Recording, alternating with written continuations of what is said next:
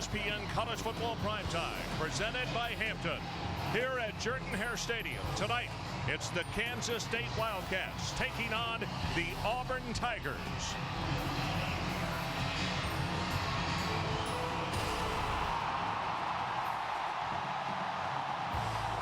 And out of the South Tunnel, Tommy Tuberville and the Auburn Tigers, the 2007 edition. Right now they're walking, and then it will turn into a mad dash.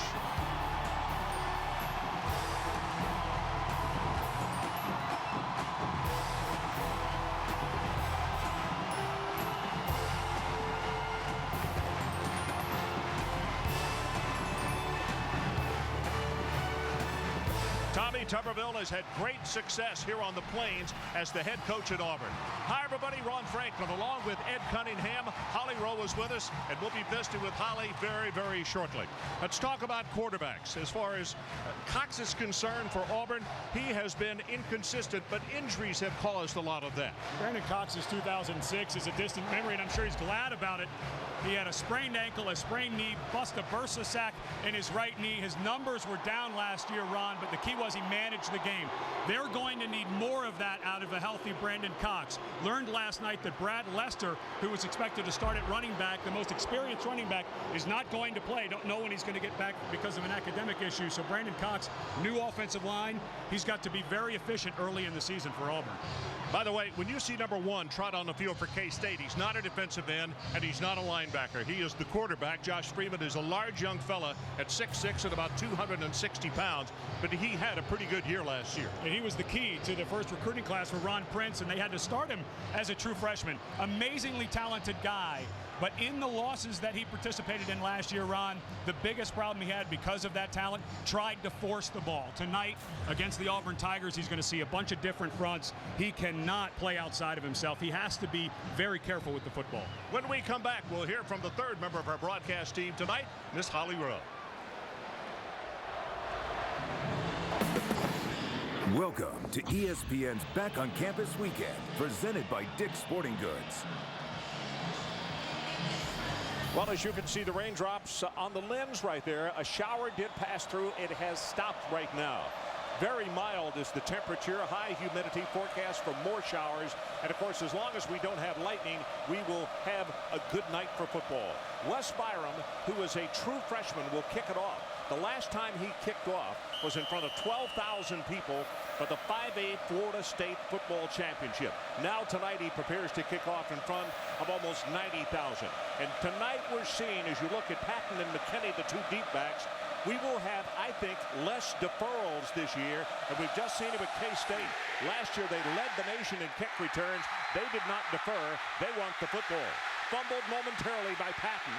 10, 15, 25, and out across the 35-yard line. K-State will open with outstanding field position. Holly Rowe, let's check with you.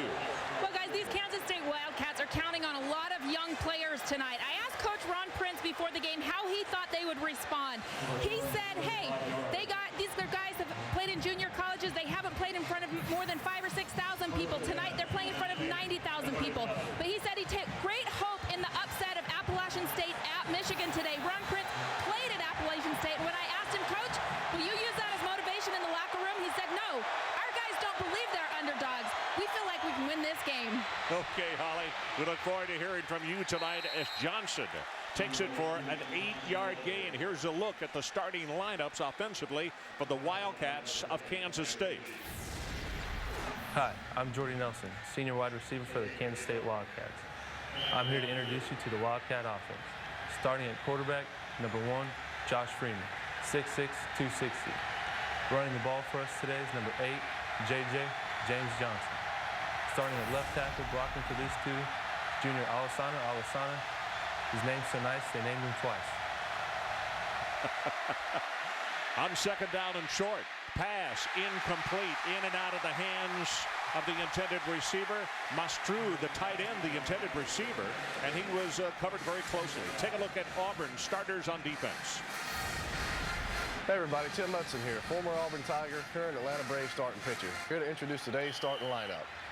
Taking the snaps for the Tigers is Brandon Cox, southpaw, third-year starter.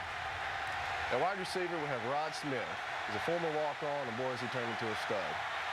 On the offensive line, we have King Dunlap, 6'9", 300-plus pounds. It's a lot of man to deal with. Third down and short, pass in the flat, got it complete. That's James Johnson, the running back, and he will have the first down as he steps out at the 50-yard line.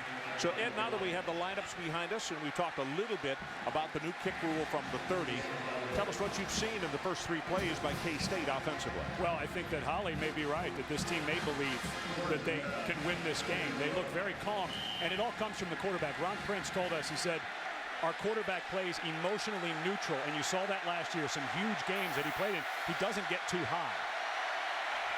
Again, James Johnson, the lone setback. Short in the pocket, 5-step drop, throws that one complete. And that's Jordy Nelson, who just made the introduction of his fellow offensive players. And the little dump pass was very short, but it winds up as a 9-yard gain. And a very good call by James Franklin, the offensive coordinator. Freeman's numbers were huge in games they won, and not surprisingly, not so good in the ones they lost. But right now, James Franklin is calling things that get this young quarterback into a rhythm. That was an outcut for the first down. That one across the short drag, a very easy pitch and catch. I like the game they're calling right now. And the coordinator's also helping him, Ed, by the quick pass, the short drop instead of the big. So it's second down, and actually a down to play with, about a half yard for the first. Quick screen out in the flat, and that's to Johnson. Going to be hit behind the line of scrimmage.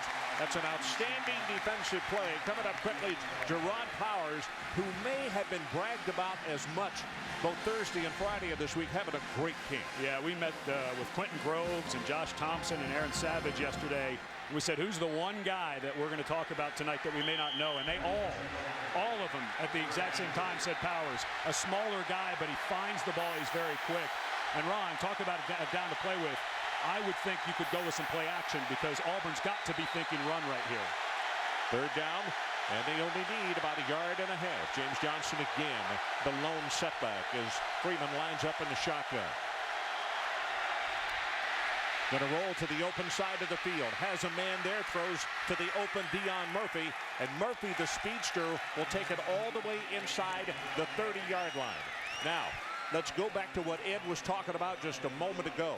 A degree of confidence for a second-year quarterback. Short drops and short throws. They're making it comfortable for him. And this is one of the big things that they worked on with Josh Freeman is when he gets outside of the pocket is remaining in balance. You're not going to be able to set your feet, but you still have to keep. He's 260 pounds, Ron. He's got to keep his weight over his feet. That was a nice little easy throw, but he got his feet set a little bit as he threw it. Quentin Groves comes to the sideline at defensive end. Antonio Coleman replaces him. James Johnson will go straight ahead with the running play, maybe about 3.5 yards on the play. For people who don't see Auburn real often, you might talk about what Mel Muschamp has done. They have smallish sized linebackers with unbelievable speed. That's part of their philosophy, right? Yeah, absolutely. And they've gone to some 3-4 fronts. They were a 4-3 base defense at the beginning, middle part of last year. Will Muschamp, who coached with Nick Saban, the Dolphins, learned the 3-4. They instituted it there, and he's brought it here, and they're going to start going about 50-50 with what's called an odd front versus an even front. This is the 8th play of the drive. They need to take it to the 19.5-yard line. Blitz coming right up the middle. Oh, does he take a lick? The ball is tipped and almost intercepted, and it's Trey Blackman who came in and really put the lumber on big Josh Freeman, and Josh went to the turf in a hurry. Well, you talk about the speed that Will Muschamp has. Number 10, Trey Blackman, there's a cross blitz in the middle. They brought Merrill Johnson and crossed up in the center. Bador picked him up, and Blackman came free. Blackman, a guy who's been suspended back and forth, but they really need him on the field. They're very happy. His teammates have been mentors for him. They want him on the field, not on the suspension. Third down, 19.5 is where they need to take it. Auburn shows blitz, low pass. Here comes pressure, and he gets it away. It's complete, and that is Jordy Nelson. It'll be a first down, and they'll have it just inside the 10-yard line at the 9. Jonathan Wilhite pushed him out of bounds. Well, here's where a calm quarterback wins games for you. Bador, slot receiver right here, but watch the snap. Bador short snaps it because another blitz is coming. So he gets nervous, short snap it, but Freeman never, ever gets concerned about it and just sits in the pocket, Ron. That is exactly what Ron Prince talked about. He's in front of 90,000 people. You cannot throw the ball better than that. And remember, he had to pick the ball up off the grass to start the play. And it was Powers that he beat. Powers cut off the route just a little bit shorter than the receiver did. Patton, right side, going to take it to around the 8-yard line. They had blockers in front, Bador, Spexarth, and also Unruh. Quentin Groves is out there to make the tackle. Quentin, a much ballyhooed and talked about young man who could have gone to the pros last year, probably would have been, what, third or maybe a second-round draft choice. He wanted to stay, help this team win, and be a first-round. And I think that the decision of Will Muschamp to go to a 3-4 more often is going to help Quentin Groves. He's a little better when he's not with his hand on the ground. He can move around. I think this has to be a throwing down for Kansas State, maybe get Freeman on the move. This is the 11th play of the drive. It started back at the K-State 37.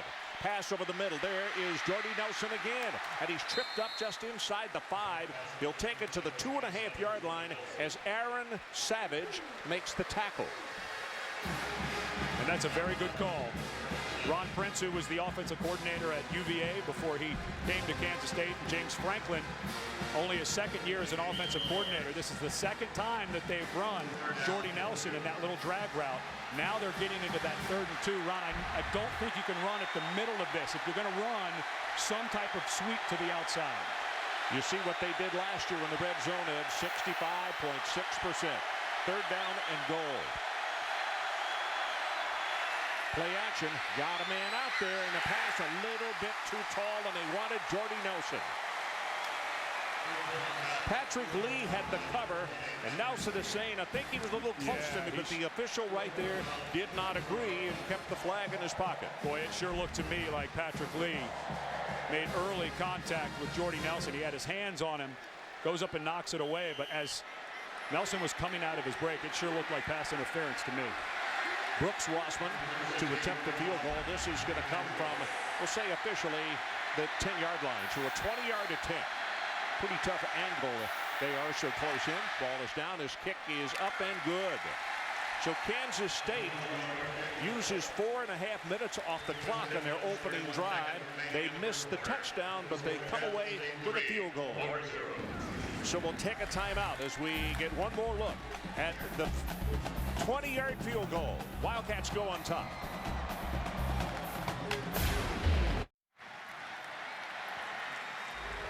This telecast is available on ESPN HD, presented by Pioneer Kuro HD TV. I know that the #1 fan of the K-State Wildcats is not here tonight. I was disappointed that he didn't make the trip. But Bill Snyder is back in Manhattan, and I'm sure is glued to the television. And we want to send out a hi to Coach Snyder. Hope things are going well. And I'm sure a semi-smile on his face, at least getting 3 points. I'm sure he would have loved to have had the touchdown. But anyway, Coach, have a good evening and enjoy the ball game. Rossman to kick it off. And here comes the pooch kick. Very high, a spinner, and it's fumbled and picked up at the 25 by Patrick Lee. And Lee will take it out to around the 35-yard line. And let's take a look at the offensive lineup for the Auburn Tigers. Hey everyone, Tim Hudson back again, here to introduce today's starting offense. Taking the snaps for the Tigers is Southpaw quarterback Brandon Cox, 3rd-year starter. At wide receiver, we have former walk-on turned stud Rod Smith. And on the offensive line, we have King Dunlap, 6'9", 300 pounds. Boy, that's a lot of man to deal with. He is a huge one. But I'll tell you, there's a lot of youth on the right side. A redshirt freshman at guard and a true freshman at right tackle as they go with Tate straight ahead. And he runs behind both Barry and Zimba, the 2 youngsters, or the 2 pups, if you will, over there. And they got a pretty good hole for him as Eric Childs was there to make the tackle. Well, Lee Zimba is part of a recruiting class that Tommy Tuberville is very excited about. A true freshman, another guy that came in, Ryan Pugh, and this guy fought himself into the lineup. Literally, he would fight seniors. He didn't care. When he came in, he had a chip on his shoulder. Gave him 5 yards on the last play. Short drop this time, and the ball is tipped, knocked down at the line of scrimmage. It gives us an opportunity to take a look at the starters defensively for Kansas State. Hi, Rob Jackson, senior defensive end. Kansas State Wildcats, here to introduce you to a Wildcat defense. First off, we got Ian Campbell, sack master himself. For the linebackers, we got hard-hitting Justin Rowland. In the secondary, we got the granddaddy of the defense, Marcus Watts. Well, the ball tipped at the line of scrimmage. It was nose tackle Stephen Klein who got a hand up. 3rd down and 5. And you see Kansas State walking the linebacker up, faking blitz. Then they stay at home, and now here they come. Pass over the middle, thrown behind the intended receiver, Robert Dunn. And after a 5-yard gain on the opening play on the ground, then a couple of pass plays go awry. First-year defensive coordinator Tim Tibesar for Kansas State came in and changed things around a little bit, and that was straight man across. He's very confident in his secondary, and that time they brought pressure. Guys were open, but they got there soon enough that the throw had to be rushed. Here's another new face, a redshirt freshman. Ryan Shoemaker is a new punter. And they're coming after him. Here's the boot. Low line drive. This is Dion Murphy from the 21. 25. Dances up to around the 27-yard line. 40 yards on the kick and 6 yards on the return. And some purple-clad K-State followers down here. Josh Freeman, the large one at quarterback. He had a very decent opening series, and when we come back, we'll take a look at him in his 2nd offensive series of the night.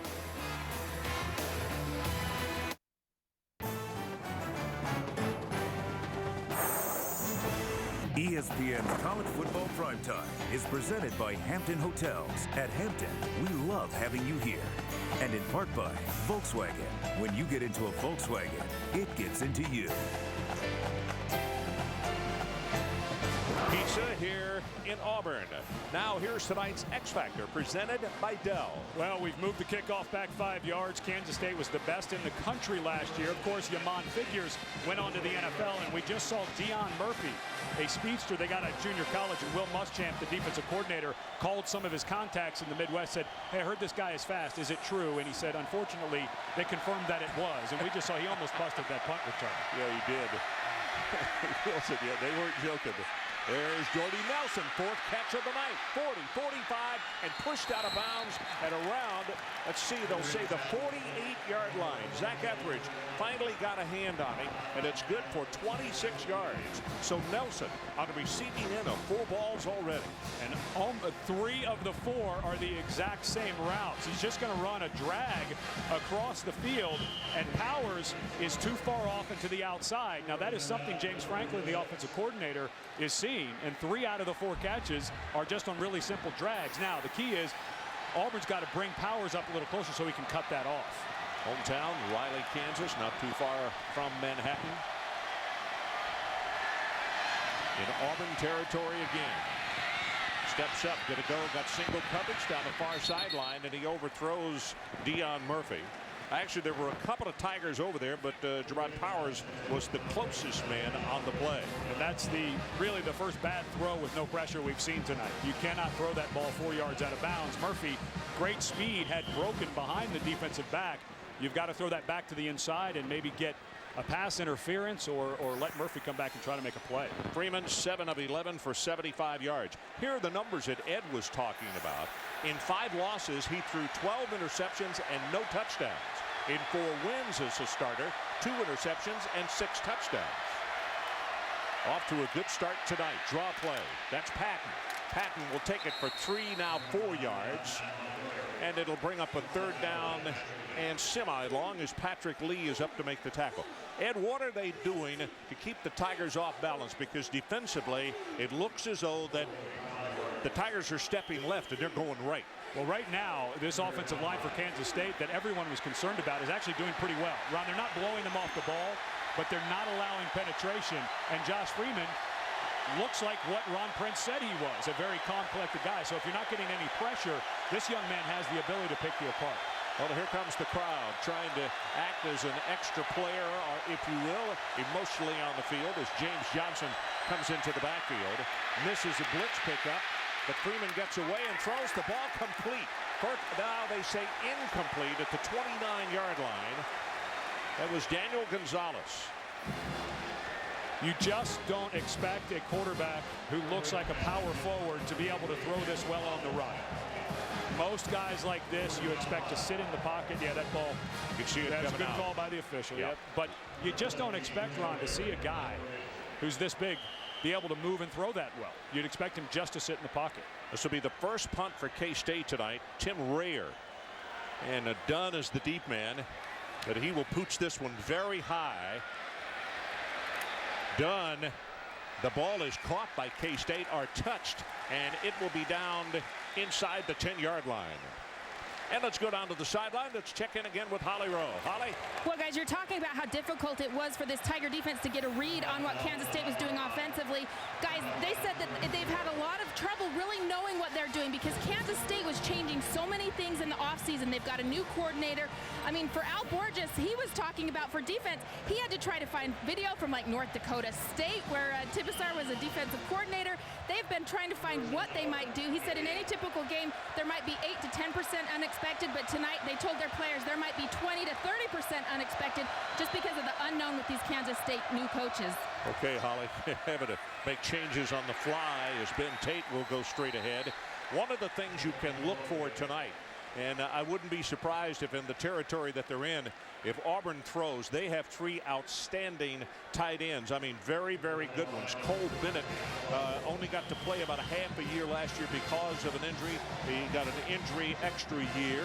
And meanwhile, Tommy Trott and McKenzie played as true freshmen. So now they are all veterans, and they like to try to use their tight ends a lot. Carl Stewart into the backfield, but they'll give it to Tate.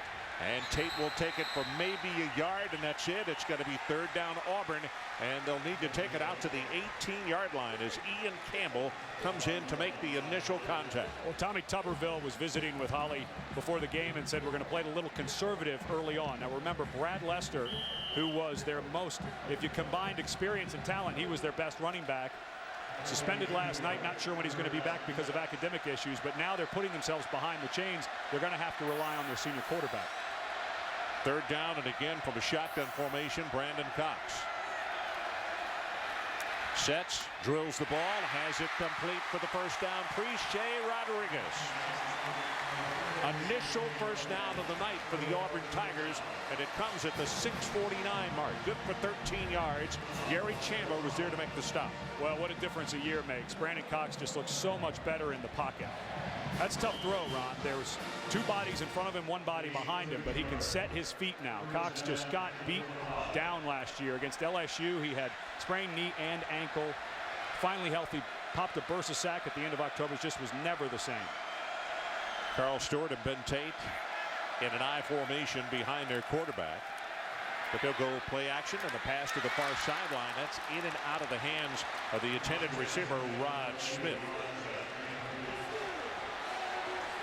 Well, last year, Auburn Tigers gave up the 2nd most sacks in the entire conference. 35, just above Kentucky, and a lot of that had nothing to do with the offensive line. Just watch Brandon Cox trying to get out of the way. He just literally could not move once he got banged up. And his worst game against Georgia, threw 4 interceptions, really his only bad game, the game that he didn't manage properly, got hit on that knee on the very first play, Ron. Well, this time they rolled the pocket to the open side, and that's Trott.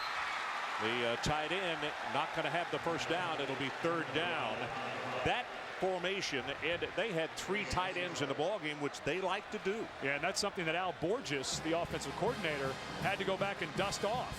Back in the 80s, Al Borges used to study the Washington Redskins back when Joe Gibbs and Joe Bugle used to run that H-back motion. He said, I had to go back to stuff that I used to love in the 80s and got away from. But now, you mentioned all those tight ends that got experience when Bennett was out. Now they're going to start using some of that old Washington Redskin move trap offense. They need to take the ball to about the 34.5-yard line. Cox, nothing wide to the left, going to try to run. He'll be sacked. Stop back at the 29-yard line. That's where the linesman is coming in to spot it down. Ian Campbell is there to make the tackle, and it's going to be punting time again for the Auburn Tigers. Well, this was all about coverage. This is a 3-step drop, and you just can't tell, Ron. Did the receiver run the wrong route, or was there great coverage? It looked like great coverage, but Cox thought he had an out cut. Nobody ran it. So I don't know if Ray Cheatham, who was a corner over there, forced the guy out of his route, but Cox was looking for a three-step quick outcut and never got it. We see number 77, Dunlap, with his block. Driving spiral this time. Murphy on the run all the way back to the 15-yard line. 20, 25, and then steps out of bounds after he picked up all the real estate he could. They will have the ball at the 31-yard line. So let's take a timeout with 4:56 left in the opening quarter in Auburn's backyard. It has been all K-State so far. College football primetime, Florida State Clemson, Monday at 8 Eastern. Well, James Johnson in the ball game again at tailback. And K-State has started off with decent field position on every possession. Raven throws complete, short gain of 3. Let's go back to the studio. Reese Davis, what do you have for us?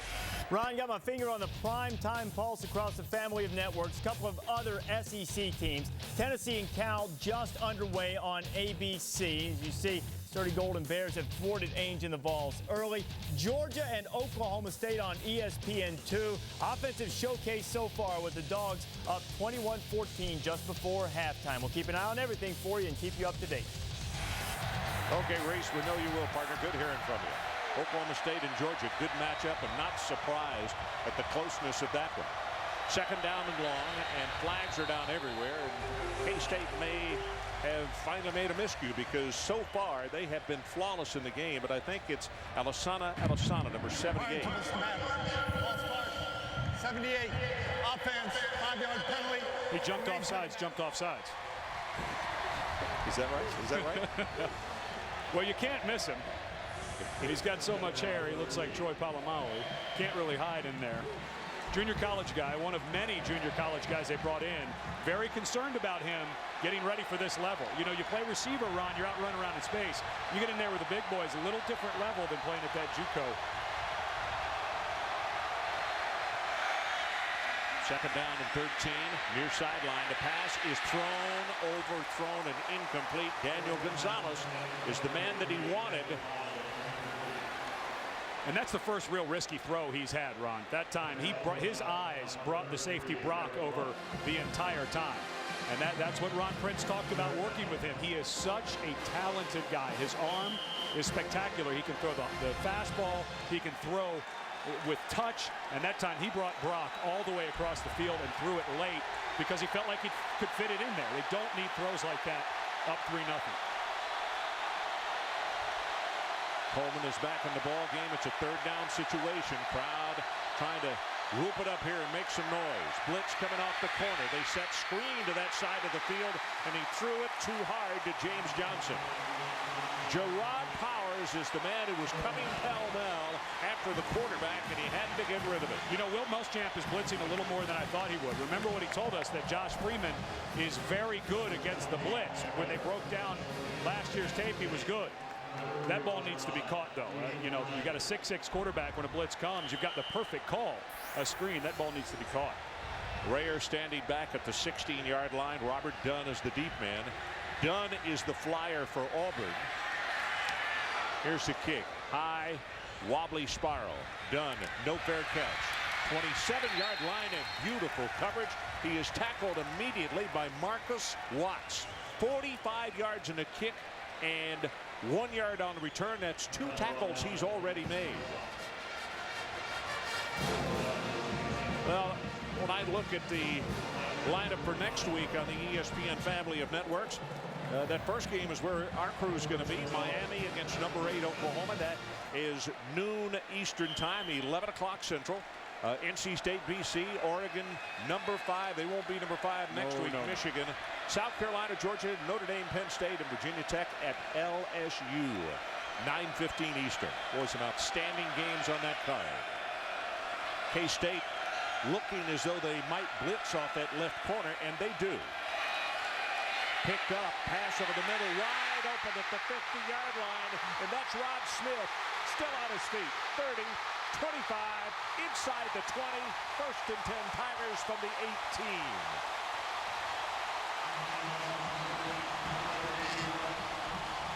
Well, they got They got exactly what they wanted.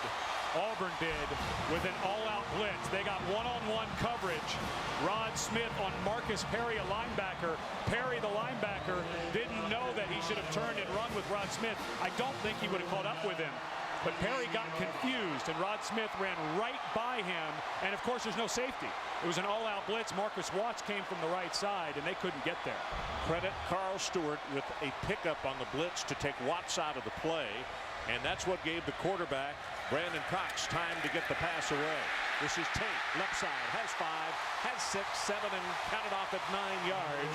He'll be down in the vicinity of the 10-yard line, and Marcus Watts is there to make the tackle. Well, and the momentum has changed, and it was because of a mental error of a linebacker. Now, again, I don't know that Perry would have been able to run with Rod Smith, but he blew the coverage. You get a big play, and all of a sudden, 88,000 are back in the game. Yeah, they're making a lot of noise right now, and they're moving right into the student section of Auburn. Second down and short, about 1.5 yards for the first down. Clock running, just under 2.5 minutes to play. K-State on top, and this running play is going nowhere. Stacked up immediately at the line of scrimmage, and in fact, they may have lost about 1/2 yard on the play as Tate was just smothered as soon as he got the handoff. Klein was there, one of the first men, big number 99, a senior out of Palm Beach Gardens, Florida. Tate moves up with Brad Lester in street clothes tonight, and has deceptive speed, but now you get into that 3rd and 2 territory. You don't have a real mobile quarterback there in a power eye. I wouldn't be surprised with the play action of one of those tight ends that are bunched in there. Third down, and they do have 2 tight ends in the ball game. That is tried in motion, but they give it to Tate. He gets cracked hard at the line of scrimmage, and that's linebacker Reggie Walker, junior out of Sacramento, who comes flying over to make the hit. It's going to be awfully close, Ron. I don't think he got it, and I don't think there's any doubt what Tommy Tuberville is going to do here. I think, maintain this momentum or get the momentum going even better. Go for it. Absolutely. And your offensive line, listen, you've got a bunch of new guys except King Dunlap. But if you want these guys to grow, go with another inside zone. Go with another inside zone run play. They're very confident in this young offensive line. They come quickly to the line of scrimmage. Brandon Cox looks up and doesn't like something, so he calls a timeout, and he'll come over to the sidelines. We have 59 seconds left in the opening quarter. K-State 3-0, and Auburn with a big 4th down. I believe that this is a practical world and that I can count only on what I earn. Therefore, I believe in work, hard work. I believe in honesty and truthfulness. I believe in a sound mind and a sound body and a spirit that is not afraid. I believe in obedience to law because it protects the rights of all. I believe in my country because it is a land of freedom. And because Auburn men and women believe in these things, I believe in Auburn and love it. So we are back, 4th down and just under 1 yard. Tate, the lone setback. Cox now with an audible. Gives it to Tate, right side, cracked hard at the line of scrimmage. And I don't think they had a play, Ron. Yeah. There's a flag in the back.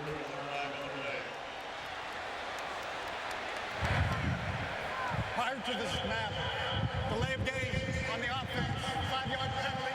That's a new rule, Ron. That hurt. Remember, after a TV timeout, one of the things, the new rules to shorten the game is you only get 15 seconds to snap it. They went out. Auburn tried to get the deke play where they got the defense to jump off with a hard count. Then Brandon went back and said, no, let's run the play we have. And they didn't have enough time. 15 seconds is a very short time for these young men to get used to. So Wes Byram is going to come on and try to tie this game with a field goal. The interesting thing is when Brandon Cox called a timeout a moment ago, both my spotter, Billy Warndell, and Holly Rowe down on the sideline were saying they only had 10 men in the field. Well, that's 2 mistakes in a row. Yeah, two mistakes in a row is right. And one of the guys who helped make the rules, Tommy Tuberville, pays the price. And you don't want to be trading field goals. Listen, I played for the Arizona Cardinals long enough to know that field goals don't win games. You get down in that area, you've got to come away with 6, especially early in the season. And that is a big mechanical mistake. And I know Tommy's trying to tell them they may not be right, but that seemed about right to me. Rogers Redding, who is the head of officials in the Southeastern Conference, this is an SEC crew, is here in the press box tonight. And in fact, I asked him if maybe in the second half he'd come down and visit with us about some of the rules changes. Well, now they had gone back. I think Tommy won the argument that they had reset the clock and started it too quickly.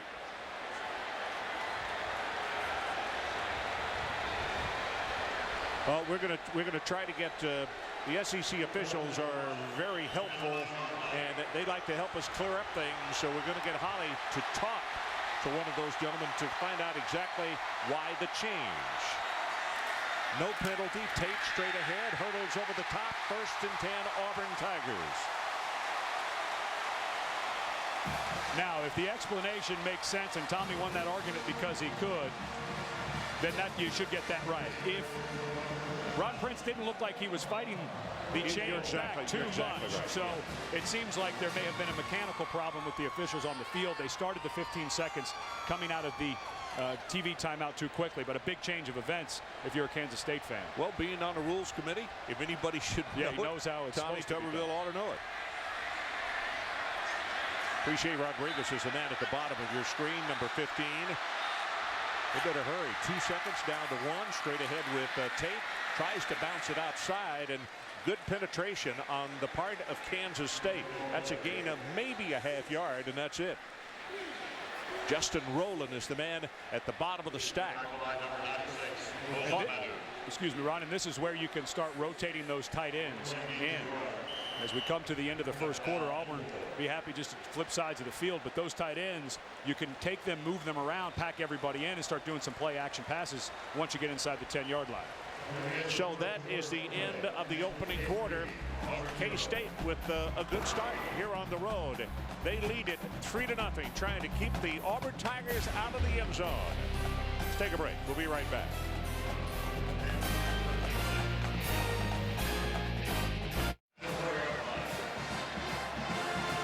Welcome back to ESPN College Football Primetime, presented by Hampton. 3-0 as we begin the second 15 minutes of play, and Auburn with a second down and goal, and the pitch back comes to Carl Stewart, hit behind the line of scrimmage, and he is going to be belted down at the 7-yard line. Well, that was a nice job by Gary Chandler, and a strong safety. He's up near the line of scrimmage. It looked like Brandon Cox had a hard time handling that snap, and he was late getting out, so the play just kind of started late.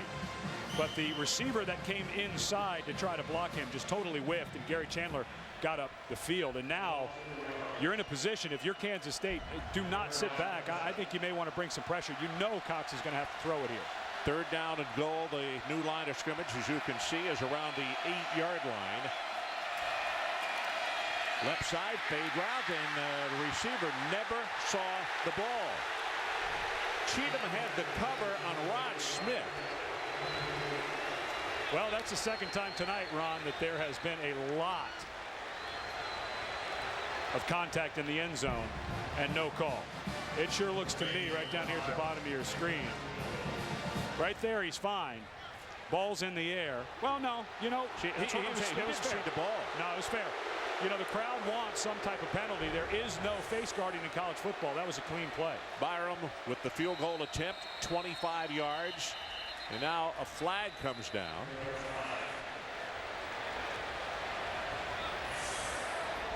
Well, nice job by Ron Prince's defense. After they thought they had a 4th and 8 and Auburn had to kick it, they reset the play clock, let Auburn go back to a 4th and short, picked it up. Now they're right back to where they were. A field goal attempt. Dead ball. Substitution infraction on the defense. They had 12 players on the field. Half the distance to the goal. Remains 4th down. Well, I think you still kick it here. I don't think you mess around. But Ron Prince is upset, but he should be awfully happy that his defense stood up and has Auburn's field goal unit back out there. So the freshman, Wes Byram, will try it all over again. Freshman out of Fort Lauderdale, Florida. This will be an attempt of 21 yards. And he nails it. And with 14, well, the clock's still running. But about 14:09 left to play in the second quarter. It is tied at 3. Now let's join Reese Davis for SportsCenter 30 at 30 update. Ron, the predominant story in sports and college football, Michigan falls to Appalachian State. First time the Wolverines had ever played a 1AA school, and the two-time reigning champs of the former 1AA division pulled off the stunning upset 34-32. A little less stunning but surprising nonetheless. Maria Sharapova falls in the third round of the U.S. Open. Agnieszka Radwanska is the one who pulls off the upset. SportsCenter after the game. Stay current with ESPN News. Okay, Reese, our situation is a tie ball game at 3 apiece. Just over 14 minutes to play in this opening half. And Ron Prince on the road. Many new faces on this ball club. He's got to be pleased that his ball club is, toe-to-toe with this Auburn football team right now. And the biggest question marks they had coming into the season, a new defense, how is that going to hold up? We just saw a wonderful job in the red zone holding up against Auburn. Auburn's very conservative right now, though, Ron. I think at some point, Al Board just may have to step outside. Remember, Brad Lester is not here tonight. And the little inside zone play that they've ran so well in the past with Kenny Irons and Ronnie Brown and guys like that, it's just not there right now. And I think they may have to start relying a little more on Brandon Cox. So Barham tees the ball up, doing the placements and also the field goal and extra point kicking. Tommy Tuberville thought for a bit he might not put that much pressure on the freshman, but he said, as it turns out, he was my best long kickoff man. This kick is only to the 15, though, and that's McKinney, and McKinney will be tackled at around the 31-yard line. That's Holly Rowe. Let's get an explanation from you on what happened on that last sequence. Well, guys, there was some confusion with the play clock, whether it should be 25 seconds or 15. It's a new rule in college football. People were so upset with the change of possession rules last year, and it cut about 15 plays out of the game. The reason they went to this shorter 15-second clock was to cut time out of the game, but not plays out of the game. Now, it's supposed to be a 15-second clock after a TV timeout, but what happened there, that was a called team timeout, so it should have been 25 seconds. So the confusion came in. Tommy Tuberville was all over it. He was arguing that before the snap because it was a team called timeout. Should have been 25 seconds. Well, guys on the rules committee, he knew what he was talking about. Great hustle, Holly. Way to go. This time under center is Freeman. He hands off the ball straight ahead to Johnson. Johnson is going to be stopped for no gain. Quentin Groves is the man down at the bottom of that pile. Well, one of the things that people have to figure out early in the season is their assignments. And watch the right guard, Brock Unruh, come around, and he's going to leave number 54 completely unblocked, Ron. Well, you got to know who 54 is if you're going to be playing Auburn. And I'm pretty sure if you're going to pull a guard around, he better pick up Quentin Groves. And that's some of the things you just have to work through, knowing who you're supposed to block. So it's second down and 10. Tie ball game. And when you look at total yardage as well, this thing is about as even as it could be. 95 to 94 in total yards. Under pressure, throws it away, and that was a semi-dangerous move as he threw to Johnson. Would not have made anything, and he also could have gotten it picked off as Sims was coming after him. And Pat Sims is a young man. We already talked about Trey Blackman, who had been suspended a few times. Pat Sims was sent home. Tommy Tuberville had enough. Young man with a lot of potential, but very little effort. And he went home and realized what he was missing, and everyone said he is a much more mature guy. But all of the defensive linemen from Auburn talking about Josh Freeman, about how big he is, and you've got to kind of spin him down. Well, here are the numbers. He started off 7 out of his first 10, 75 yards. Since then, 1 of 5 for 2 yards. Delay of game, Kansas State. Now, they looked so calm, cool and collected there at the beginning of the game, and those numbers bear that out. But now, really starting to hurt themselves with mental mistakes. Game on the offense, number 1. 5-yard penalty. Remains third down. And with the way this game is going, I don't think you want to take too much of a chance down the field. Maybe some type of flanker screen or something, because you just don't want a turnover down here. K-State is 3 of 6 in third down conversions, and they have missed their last 3. They need to take it to the 41. Here comes pressure. gets his pass away, and it's well overthrown. That was Antonio Coleman, who is a third down pass rush specialist, who was coming from the backside and forced Freeman out of the pocket. Well, there's just not much they're going to be able to do. This offensive line for Kansas State starting to show its youth. Tim Rayer stands back to punt. Third time that Kansas State will have punted tonight. Robert Dunn is the deep man, and he's dropped off to around the 32-yard line. Auburn pressure. Nope, they're going to put the return on, and it's a good punt to return on. 35, 40, 45, and he's out almost to midfield, and now there are flags all over the place at the 45-yard line. Nelson is the man who tipped him up. Jordy was there. 37 yards on the punt, 13 on the return.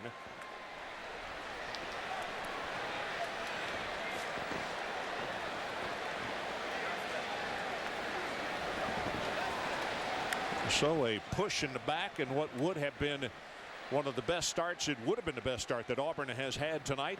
During the return, the illegal block in the back, number 59 on the receiving team, 10-yard penalty from the spot of the foul, first down. So we're going to take a timeout, and when we come back, we will see if the young man Brandon Cox will be able to ignite his offense and get the Tigers going, as we're tied at 3 apiece. Right back.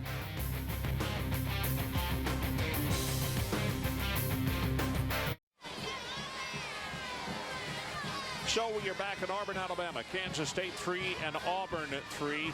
And in case you were busy today out dove hunting or something, on the dove season opened several parts of the country. Some of the stories of the day: number 5 Michigan upset by Appalachian State. And we'll come back to that. Notre Dame with the worst opening game loss in their history, 33-3 to Georgia Tech. And we'll revisit those stories in just a moment here. First down, Auburn.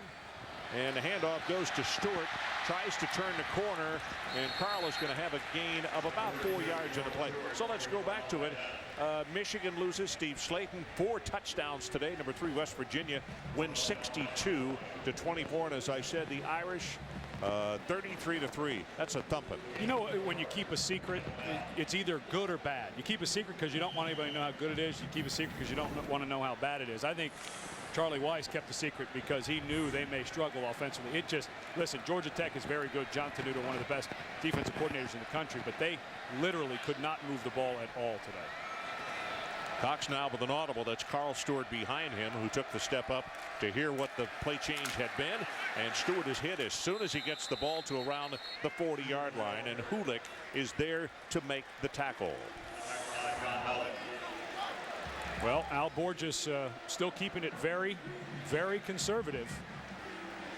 And listen, you're 3-3. You've got to have confidence at home with the athletes that you have. You may eventually start to wear down Kansas State, but at some point I'd like to see some down the field throws. Brandon Cox has the arm to do it. He worked on his arm strength all summer. Let's see him let it fly. Third down, and again they go from the shotgun formation. They need to take it to the 43.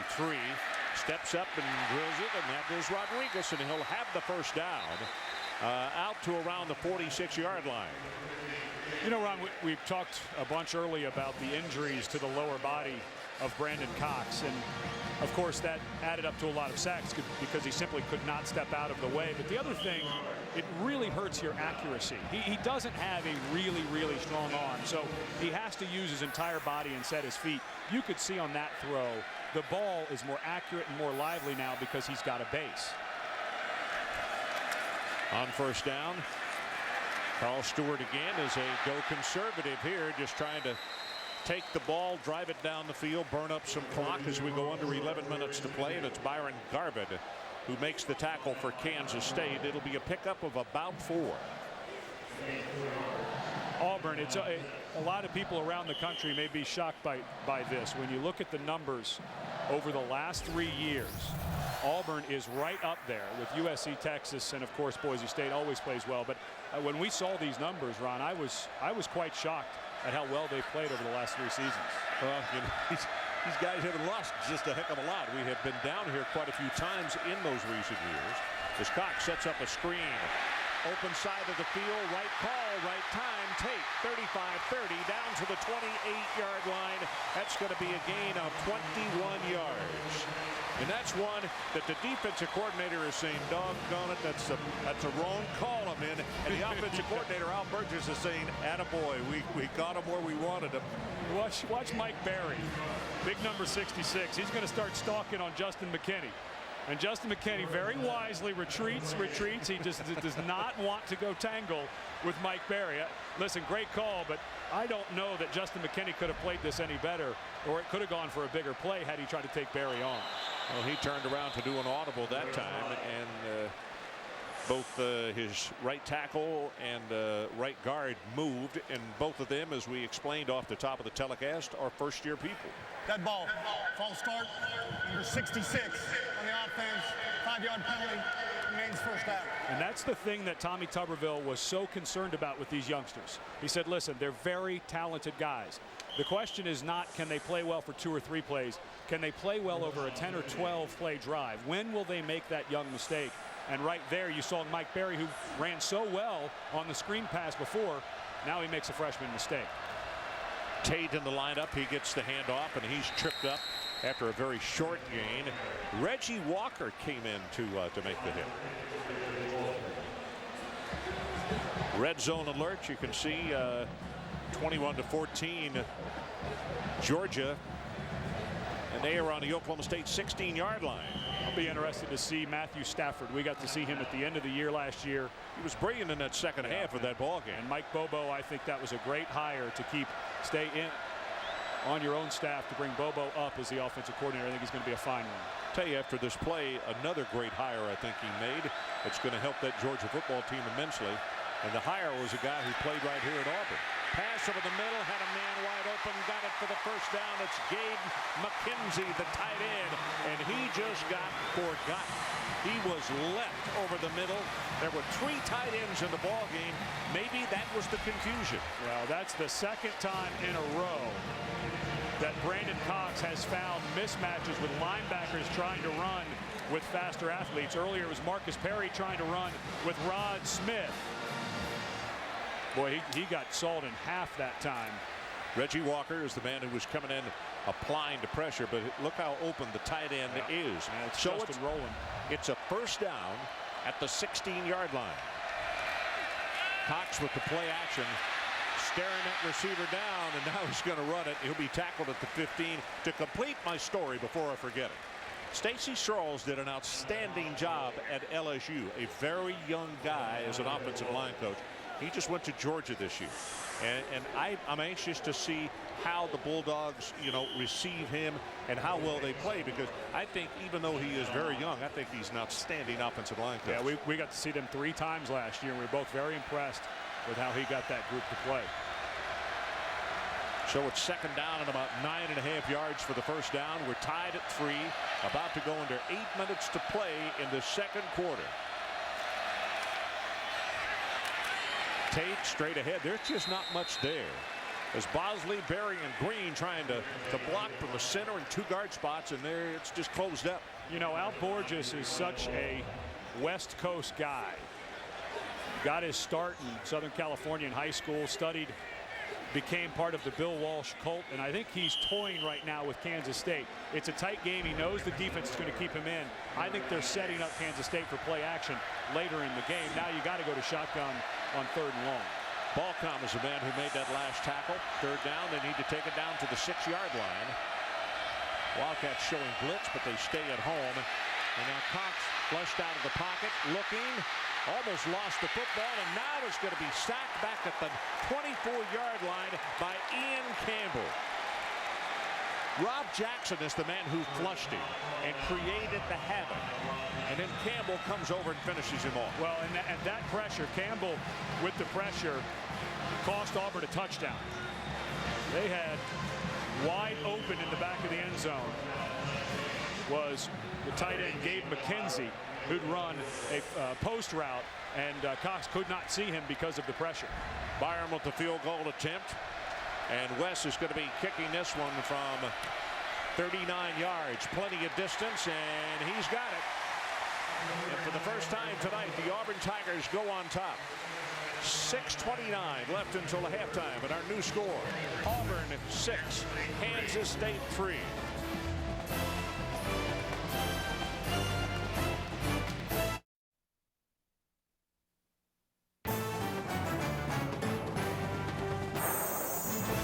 ESPN's College Football Primetime, brought to you by Dick's Sporting Goods. Every season starts at Dick's.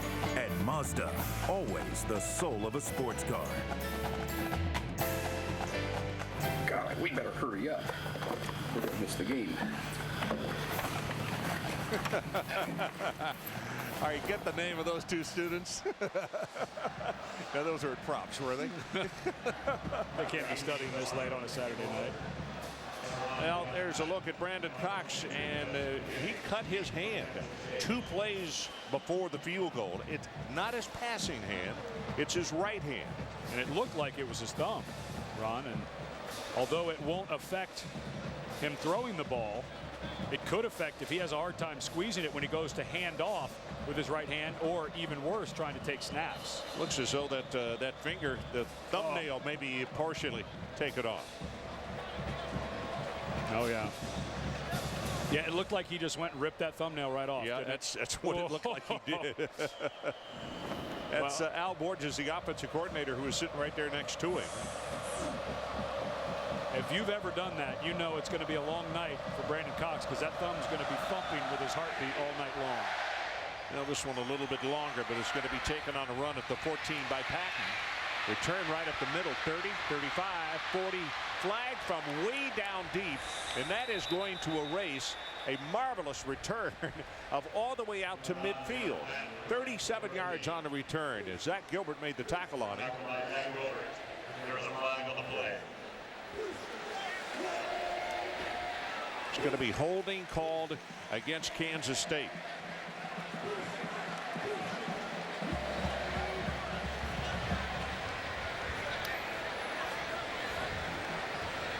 Well, Ron Prince, for a second-year head coach, you have to like his demeanor. He stood and watched. 37 on the receiving team. 10-yard penalty from the spot of foul. First out. And let's go back to Bristol and check in with Reese Davis. Reese? Ron, on ABC, Tennessee and Cal. Wow. Back to our game. That's James Johnson, who takes the sweep around the right side and is going to be out to around the 34-yard line as Josh Thompson, the nose guard, comes over to make the tackle. Well, we are in SEC country, and of course there's always the argument what the best conference is. The Pac-10 getting off to a nice start. That would be a big win for that conference if Cal can pull it off. On second down, pass over the middle, drills it complete. And the tackle made immediately, and that's going to be very close to the first down as they'll give him forward progress to the 37. Well, now it's time for our Aflac trivia question. This week's question: the Auburn Tigers hold an SEC team an individual record for the most rushing yards in a season opener. What year and player hold these records? A lot of guys to choose from. There's been a few backs come through this part of the country. One by the name of Bo. Ronnie wasn't too bad. And wasn't there a Cadillac that rolled through here? And it was a gentleman named Brown. Sweep near sideline. Boy, they are all over Johnson this time, and it's Quentin Groves who was there to make the tackle for Auburn. Well, there's one thing you notice when you watch the film on Quentin Groves. He's not great when he has to tangle with big 320-pounders, but when he can play in space and get off of guys, boy, that's actually a great job at the point of attack. He's improved that part of his game. Ron, we watched some of his film from the bowl game, and he would lock up. That was excellent hand leverage. He just butt and pressed his way right to the ball. Freeman dumps it off. Jordy Nelson, the intended receiver. Blackman was on the cover. And Holly Rowe, what do you have for us? Well, guys, recruiting coordinators around the country aren't going to want to hear this, how hard they work to get guys to sign at their school. But Quentin Groves had narrowed it down to about 3 or 4 SEC schools. He was driving to his high school to sign his letter of intent, and he was still a little bit undecided. At a stoplight, he looked over, he saw a license plate that said Auburn #1. he's playing in the blue and orange tonight. Okay, Holly, thanks. Great story. Third down. K-State is 3 of 7 on third down conversions. They've missed the last 4 and make it the last 5. Ball is tipped by Pat Sims. Big Pat got a hand on it, and after a brilliant start in this ball game with 7 of his first 10, the sledding has been tougher for Josh Freeman. Boy, Pat Sims is a welcome sight for Auburn. This young man has so much potential, but he was a 2-on, 2-off kind of guy, and they're saying that he has now figured out how to be consistent, and he's made a bunch of big plays already tonight. Tim Rayers, the punter. This is done. Boy, this is a long, nice kick. He lost the ball inside the 5-yard line, tries to pick it up, and it will be down at around the 2-yard line. And again, it is Watts, the free safety on special teams, and that's 3 times he's been in on the play. Wow, let's take a timeout. Here's one more look. Muffs it right there, tries to pick it up instead of just covering it. 6-3, Auburn leads.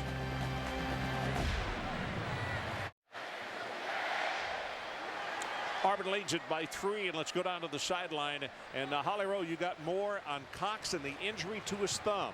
That's right. The Auburn staff here on the sideline said he did not lose that thumbnail on his right hand. Guys, that's so lucky. Can you imagine how bad that would hurt through the course of the season? What he did do is just cut it. They have taped it, wiped the blood off, and he is good to go.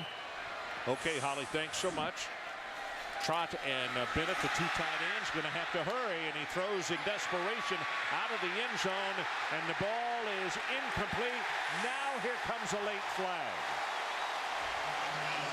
Swinton is the sprinter. James, a junior out of Tucker, Georgia, and he is the fellow that they were trying to pass to. You know, Brandon Cox was telling us about working on his arm strength, and a lot of times I think some of that stuff's a little hokey, but that time he gets the pressure and is still able to heave-ho this ball way down the field. This is a wonderful throw, and it was the contact to the helmet that they're calling Garvin. A good call, but he had to make that play, Ron. Number 6 on the defense, 15-yard penalty, first down. And Garvin, listen, that's a 40-50-yard gain. Yeah. And now it's 15. It's actually a very, very good play, a smart play by Garvin. Also, back at the line of scrimmage, Antoine Moore for Kansas State was all over Cox, and he might have knocked the ball loose in the end zone or even dropped him for a safety. But he didn't finish the play. You know, he went up high, he went for the big hit instead of the wrap-up for a safety, and Brandon Cox was able to get out of it and get a nice throw off. So the penalty pushes it out to the 17-yard line. And you know, last year, Ron, that would have been a sack and a safety with how bad Brandon Cox's lower body was by the end of the season. Tate, Stewart blocking in front, going to be knocked down behind the line of scrimmage. A loss of 2 at the 15 as Garvin comes up from that cornerback position to make the tackle. Well, let's take a look back at what looked like could have been a safety.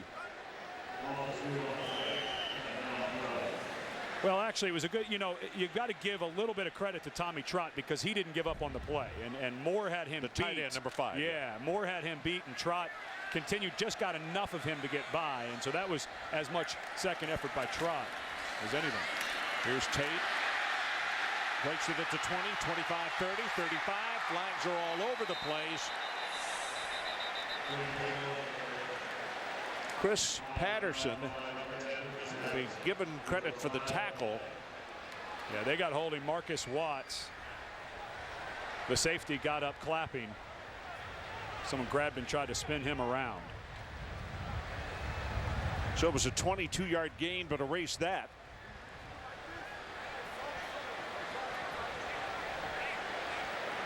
During the run, holding number 80 on the offense, 10-yard penalty, the spot of the foul. Replay the down.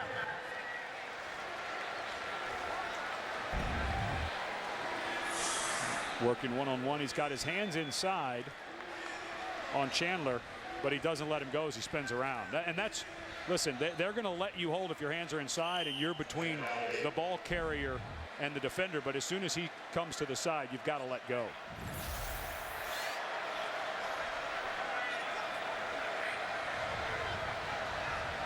Trot, the tight end, is the man who has been in motion.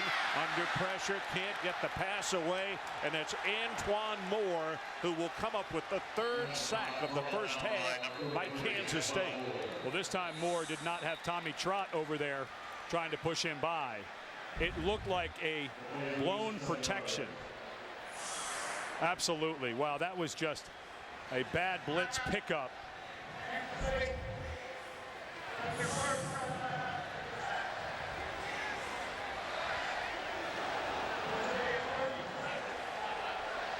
And let's check in quickly with Reese Davis. Reese?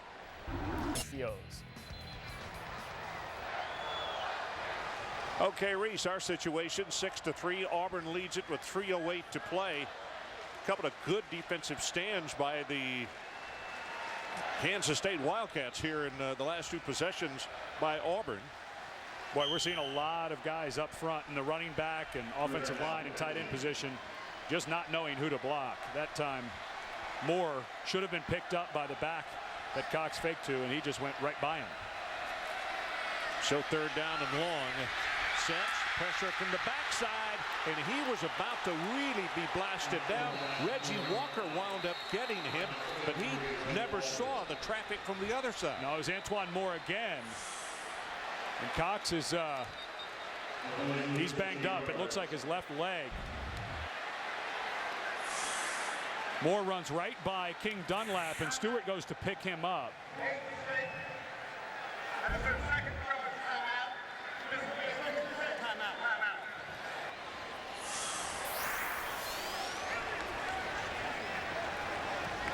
Well, that was a big step up in the first year of Ron Prince. They were tops in the Big 12, of course, helped by Ian Campbell. And earlier we asked you the Aflac trivia question. The Auburn Tigers hold an SEC team and individual record for the most rushing yards in a season opener. What year and player holds the records? And here is the answer. 1985. And I said it, they had a man by the name of Bo. 290 yards against Southwest Louisiana. The team 565 yards. That game probably lasted 2.5 hours, and that's it. There couldn't have been any passes in that one. Here comes a long hanging kick. Fair catch is called for and is made. That's Deion Murphy, who did the wise thing, and it's a 42-yard punt. But K-State with 2:51 showing on the clock in very good field position. And I like the preemptive timeout by Ron Prince. You know, because you figure Auburn's going to milk the clock a little bit, and you're going to get yourself down into an area where you're going to have to rush. And now, with one timeout and the clock's going to stop with first downs, they don't have to be in a hurry. This is not going to have to be a hurry-up situation. Quickly, let's go to Reese Davis back in the studio. Reese? Ryan, coming up on the Pontiac Performance Halftime Report, the ramifications from the stunning upset of Michigan by Appalachian State, an emotional day at Virginia Tech, and a meltdown for Notre Dame. We'll examine it all. Lou and Mark here on the Pontiac Performance Halftime Report. See you in just a bit. Okay, Reese, on this running play, Leon Patton tried it to the right and tried to cut back to the left. There was nothing there, and it's going to be a loss of a couple of yards in the play as Sims and Josh Thompson combined on the tackle for Auburn.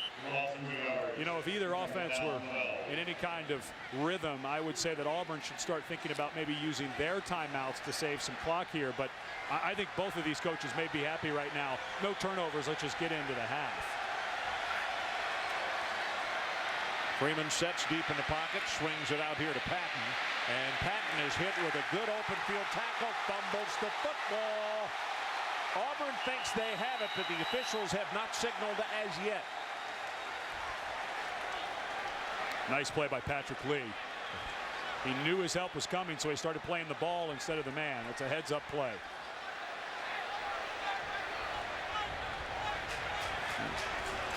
It is Kansas State football, and as you can see, the official came out saying, roll the clock.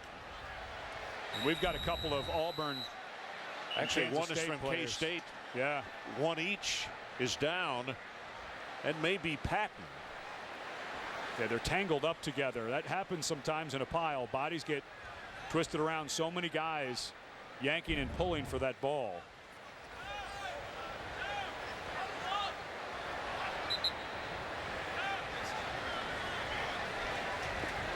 Well, that's Antonio Coleman, who was down. Hard to tell if it is a cramp that is bothering him or what, but you could see that Patton got up and has headed to the far sideline. He was shaken on the play. Well, they're doing the knee stability test right now on Coleman. When you see the trainer grab the end of the leg and he grabs the knee and he grabs by the ankle and he starts moving it side to side, he's checking the lateral stability of the MCL to make sure that it's intact, and then you'll see them put the knee down and they'll pull forward from behind, and that's testing the ACL. What they were doing there was testing the outside, the lateral ligaments, to see if there was stretch or unfortunately a tear.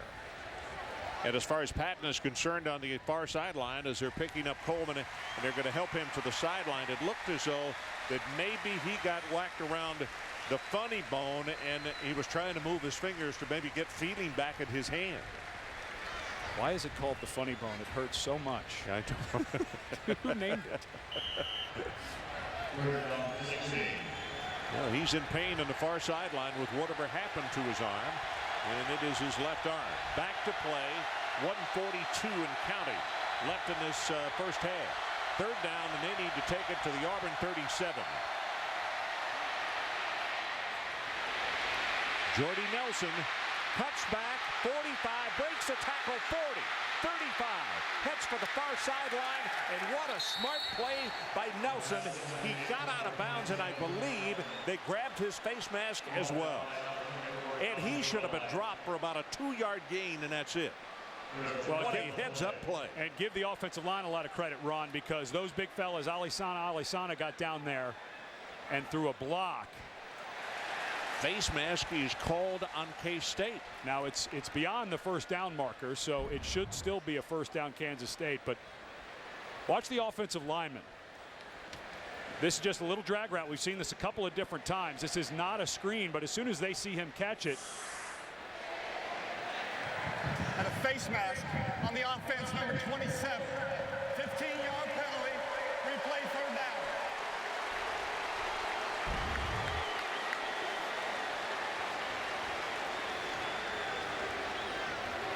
Jordy Nelson grabbed the face mask of Will Height on this play right there, and the flag was thrown on him. I thought it was possibly thrown on the defense. Yeah. As you see, the head coach was right there. Boy, that was awfully close. So you're allowed to put your hand up there. You can't grab it. It didn't look like he really grabbed it very much. Third down at about 12 is hit as the ball is delivered, and incomplete as Trey Blackman is the man who was coming with the pressure on quarterback Josh Freeman. So now we have 1:17 left until the halftime. Next Saturday night, ESPN has 2 great college football games featuring 4 of the nation's top programs. Notre Dame will take on Penn State. All of us presented by Hampton. And then at 9 o'clock Eastern Time, Virginia Tech will take on LSU. College football primetime presented by Hampton, Saturday night on ESPN.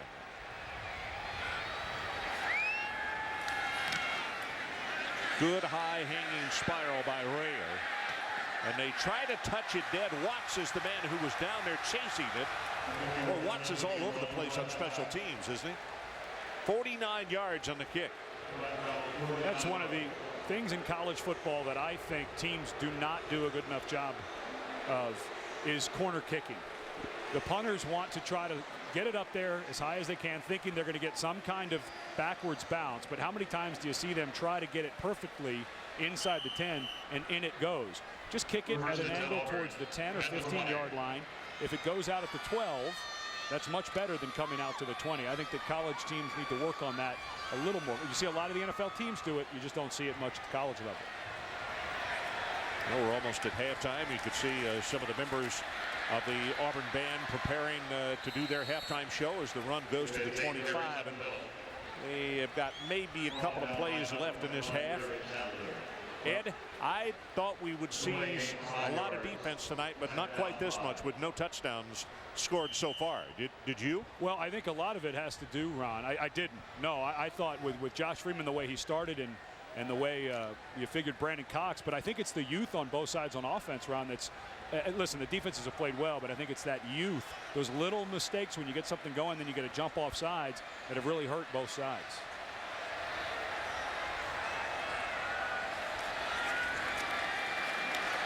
Cox got a man over the middle, intercepted. That's Walker. Reggie Walker steps in front and makes the pickoff. So you got 19 seconds on the clock, and let's see if Ron Prince tries to go downtown with one. I absolutely would, and you know, by the draw that Auburn ran on the first play, I'm very just a linebacker dropping back out. He gets a great drop, Walker does, and Cox never saw him.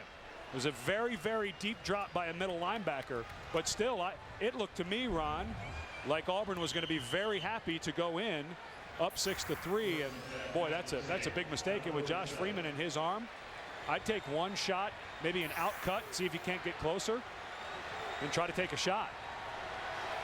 For Rossman, their field goal kicker, the longest of his career is 39 yards. So they got a mile to go as this one is complete. Fumbles the football. Was the play over or not? The official says play was dead. Daniel Gonzalez on the receiving end. 10 seconds on the clock. Kansas State has one timeout. They're not going to use it right now, but they better hurry up and get this snap off. You don't want to burn. No, that's a good timeout. Well, the crowd is continuing to be upset about whether this was a fumble or not. He never had possession. Boy, he sure did not. That's an incomplete pass. Now, it would not be reviewable to say if he was down or not by contact, because the whistle blows. You can't review that, but you can review whether he caught the ball or not. And so I'm wondering, of course, now coaches have the ability to call a timeout and get one challenge per game. If it's overturned, you get the timeout back. Boy, I don't think he ever had it. No, he didn't. And you can't review that. Yeah. So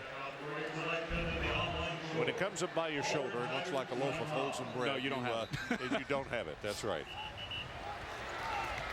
Now, here's the thing. Does Tommy Tuberville want to lose his only challenge of the game? Because once you use it, it's gone. Whether you're right or wrong, it's gone. And he's decided not to. So K-State back at the line of scrimmage. 10 seconds on the clock. Freeman rolls right. Throws Hail Mary, but it's short and intercepted. And that's Blackman. Trey Blackman looks for blockers. Still on his feet, and then he tripped. Well, that big blade of grass at the 50 got him. Josh Freeman. If Josh Freeman does not go and grab his shoelace, there is nobody else, and Trey Blackman scores 6 points. You threw it, you go make the tackle. Good job by the sophomore. Well, I'll tell you what, and Freeman is, or you could see Blackman, I meant to say, is not without speed as a linebacker, and he was heading for glory land. Trying to score the only touchdown of the night and make it on the defensive side of the ball. And let's go down to Holly Rowe, who was with the head coach for Auburn. Coach, a crazy turn of events there, but let's get back to the earlier part of this game. How would you say your team executed in the first half?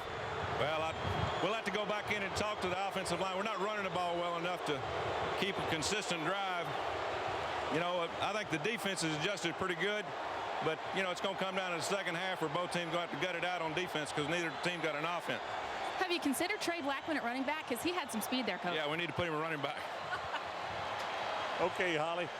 Thanks so much. Our score at halftime, it is Auburn 6 and Kansas State 3. And now let's join Reese Davis, Lou Holtz, and Mark May back in our studio. Gentlemen.